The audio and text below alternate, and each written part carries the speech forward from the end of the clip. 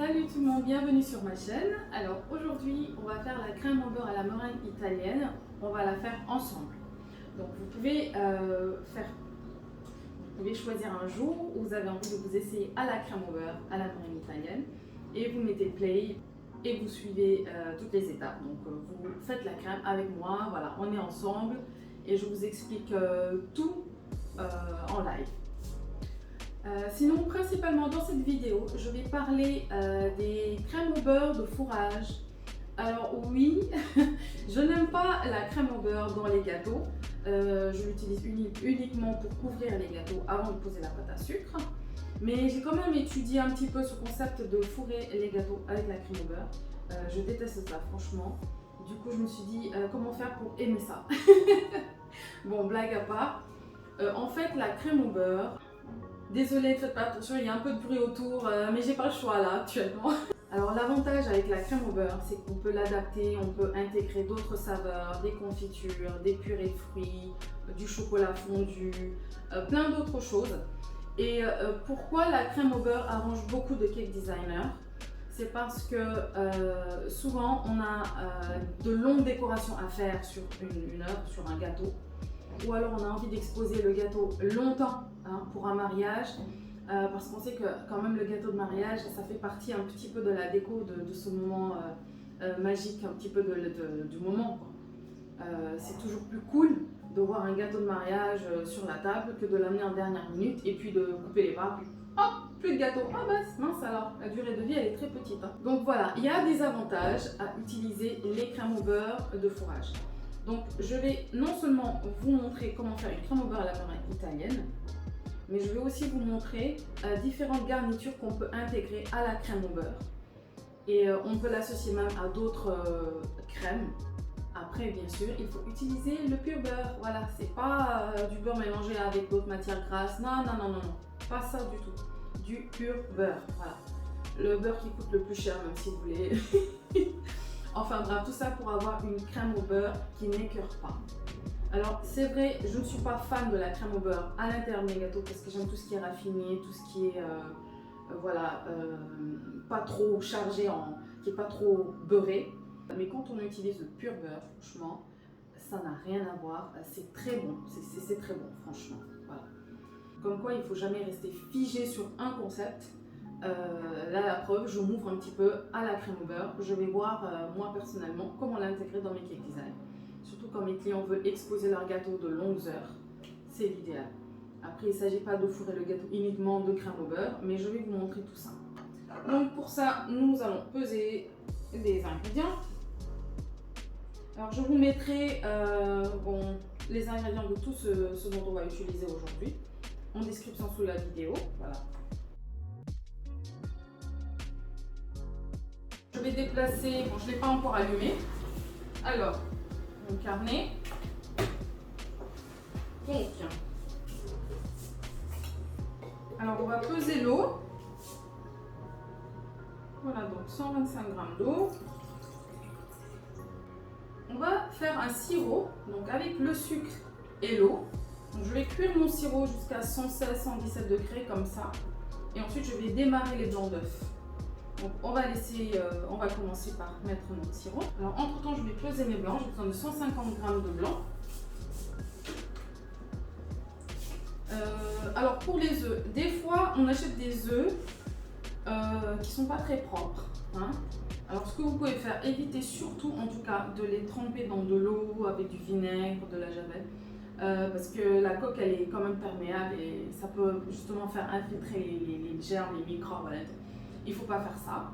Vous pouvez peut-être prendre une serviette un petit peu humide avec du vinaigre et essuyer les coques et tout ça, comme ça vous avez des œufs plus ou moins propres. Voilà.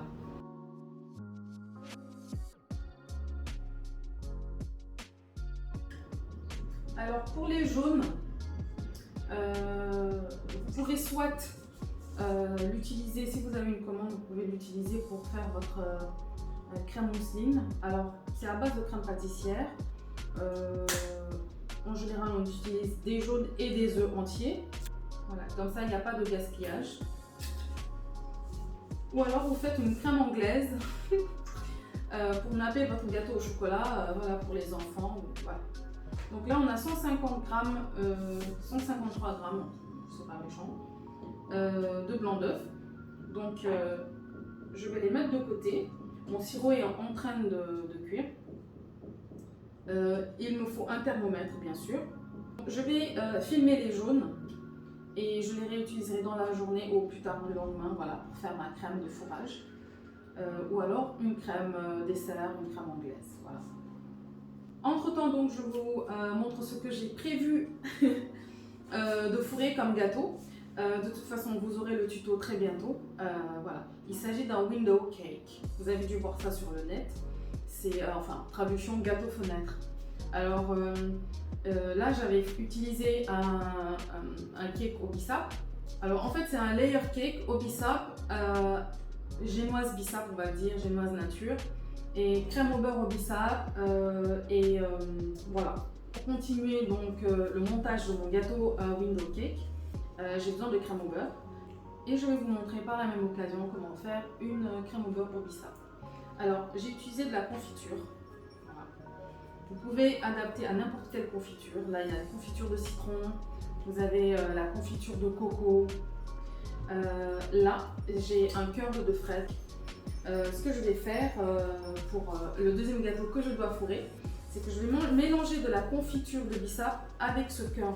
Voilà. Ce sont des saveurs qui vont bien ensemble. En tout cas, ici au Sénégal, on commence à s'intéresser à mixer les saveurs locales avec les saveurs qui viennent d'ailleurs. Entre temps, je vérifie la température de mon sirop.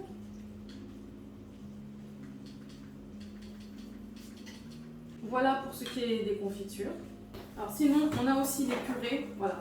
Alors surtout pas de purée trop liquide. Surtout pas, ça risque de trancher votre crème au beurre.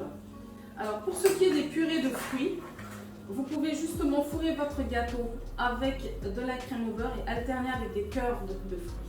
Vu que l'objectif c'est que le gâteau puisse rester dehors plus longtemps, on va éviter les fruits frais. Non, il faut éviter ça. On va utiliser que les fruits cuits en fait qu'on a transformés en curd. Voilà. Avec ça, vous pouvez utiliser des feuillantines aussi, du chocolat râpé, du caramel, du praliné, voilà, vous pouvez vraiment varier les saveurs. Voilà. On n'est pas limité avec la crème au beurre quand on a toutes ces garnitures à côté, avec lequel on peut l'agrémenter. Donc là, j'ai mon beurre pommade bien sûr. Hein. Il ne faut pas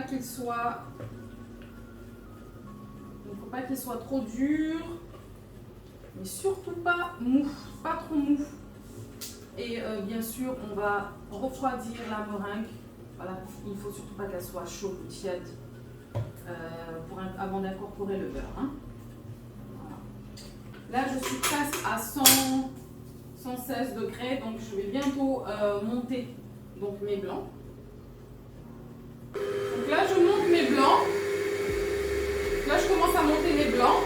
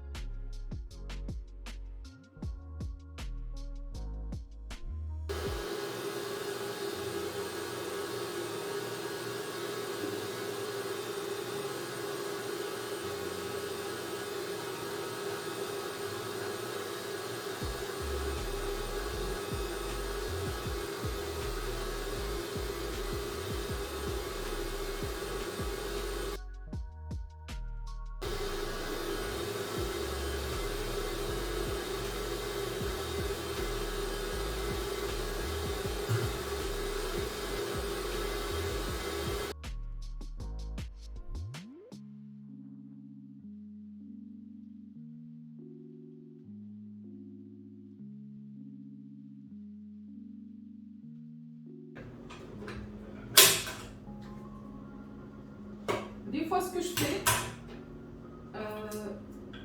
je mets la cuve dans le frigo pendant 2 minutes, pas plus, pour forcer la température à descendre. C'est tout. Pas plus de 2 minutes. Hein. Et puis après, on continue à battre.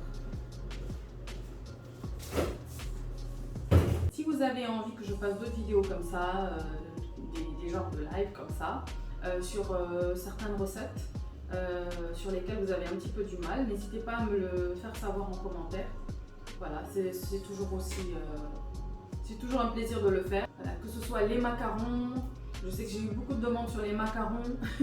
Et je pense que le prochain vidéo live, on va dire ça comme ça, ce sera sur les macarons. Si vous voulez, si vous êtes ok, dites-le moi aussi en commentaire. En tout cas, n'hésitez pas, hein, je peux faire des vidéos sur n'importe quel sujet un peu difficile que vous rencontrez en cake design. Alors, je crois que c'est bon.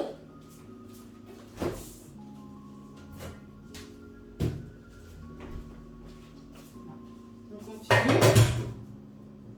Parce que je ne veux pas faire tomber ma meringue non plus, donc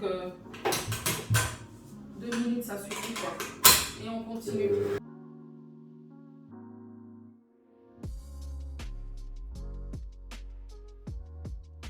Si vous faites la crème au beurre avec ce genre d'appareil, c'est possible. Hein. On l'a fait, je l'ai fait avec en atelier et ça a fonctionné à merveille. Vous pouvez poser votre cuve, donc là où il y a les blancs d'œufs, en mode bain-marie, disons, sur un récipient plus étroit, avec de l'eau froide, de l'eau fraîche. Voilà. Ça va accélérer la baisse de température. Et puis comme ça, votre meringue va refroidir plus vite. Et puis voilà, donc c'est tout à fait possible de faire des crèmes au beurre avec les appareils domestiques, avec les deux fouets, hein, franchement.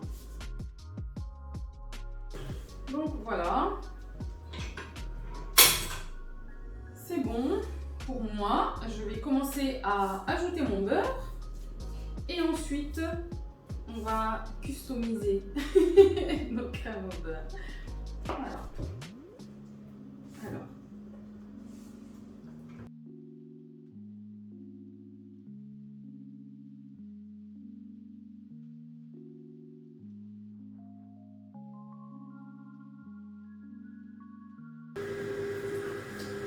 J'augmente.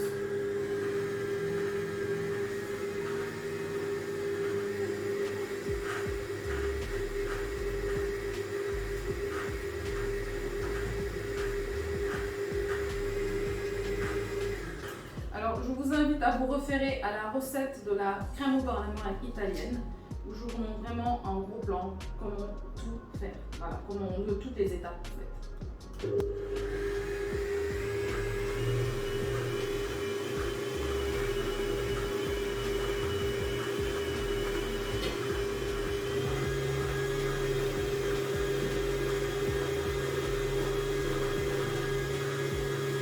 Doucement.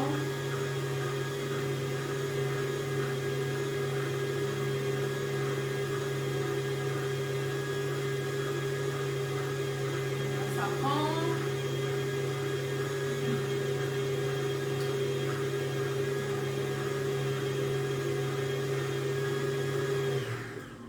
Je vais quand même faire pause là, je vais venir vous montrer.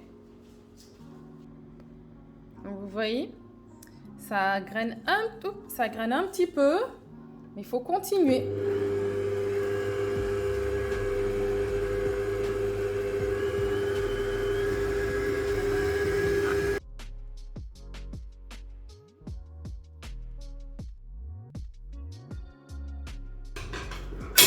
Je vais juste passer, je vais racler les bords. Ah, elle est bien blanche, hein. Ouh là là, trop belle. Trop belle. Je vais racler un petit peu.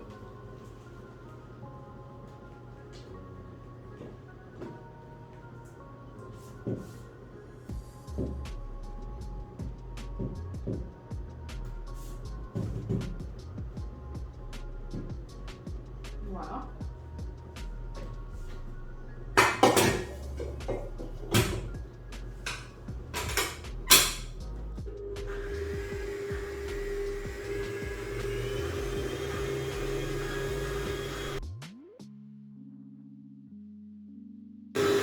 Là, on est bon. Voilà, ma crème au beurre est prête.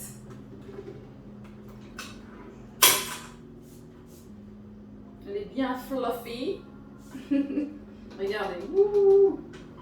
Oh là là. Ouh, c'est magnifique. Oh là là, c'est trop beau. On dirait des nuages, quoi. Des nuages gras. Ah Ah, c'est trop beau. Non, mais il faut que je vous montre tout ça. Je vous montre ça. C'est trop beau.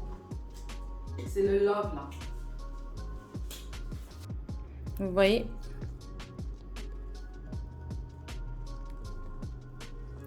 Elle est trop belle. Oh là là. Là, j'ai mis de la pâte de pistache. Ici, de la confiture de citron.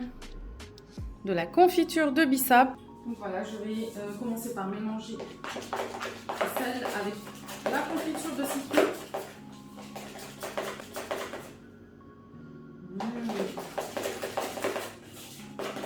Alors, vous pouvez aussi mettre des zestes de citron ou des zestes d'orange. Franchement, lâchez-vous. La confiture de bissap. Alors ça, ce sont les saveurs acidulées. Alors, pour la confiture de mangue, pour la purée de mangue, parce que voilà, on teste les purées et les confitures. Je vous mettrai toutes les proportions de toute façon sous la vidéo.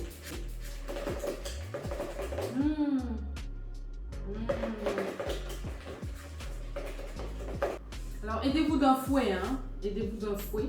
Là, il fait un peu frais, donc c'est rigide un petit peu. Alors, pour la pâte de pistache, je vais utiliser plutôt le mixeur.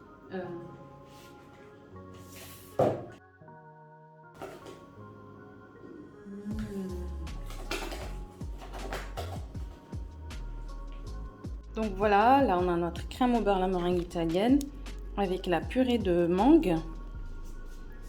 Ici, on a à la purée de coco.